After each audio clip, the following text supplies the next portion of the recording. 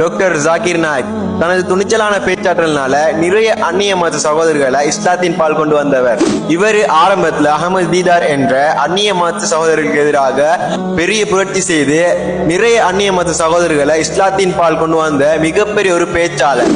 அவருடைய விவாத மேடைகள்ல சேரை எடுத்து போடவும், மைக்க ஒழுங்கு பண்ணவும், வந்திருக்கிறவர்களுக்கு தேநீர் ஊற்று கொடுக்கவும் பணியாளராக சேர்ந்தவர் தான் இந்த டாக்டர் ஜாகிர் நாயக். இவர் ஒரு 5 நிமிடம் கூட சரியாக பேச தெரியாத ஒரு திக்குவாயுடையவர். ஆனா தஅவா பணியில அதிக ஆர்வம் இருந்ததுனால தன்னுடைய மருத்துவத்துறையை விட்டுவிட்டு முழுமையாக தஅவா பணியில ஈடுபட்டாரு.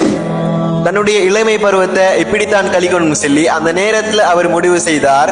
அல்லாஹ் தேர்வு செய்தான், இந்த மனித சமுதாயத்திற்கு பயனுள்ளதாக அவரை ஆக்கினான். ஒரு திக்குவாயுடையவர் தனது இளமை பருவத்தை அல்லாஹுக்காக வேண்டி தியாகம் செய்ததால் அல்லாஹ் இன்று அவரை 3 மணி நேரம் எல்லா வகையான ஆயத்துக்களையும் குறிப்புகளையும் மனனம் செய்து பேசக்கூடிய பேச்சாற்றலை வழங்கினான். இந்த வீடியோவை எத்தனையோ இளைஞர்கள் பார்த்துட்டு இருப்பீங்க. நீங்களும் உங்களுடைய இளமை பருவத்தை அல்லாஹுக்காக வேண்டி தியாகம் செய்யறதுக்கு முன்வாங்க. அல்லாஹ் உங்களுக்கு சொர்க்கத்தினுடைய பாதையை இலகுவாக்குவான்.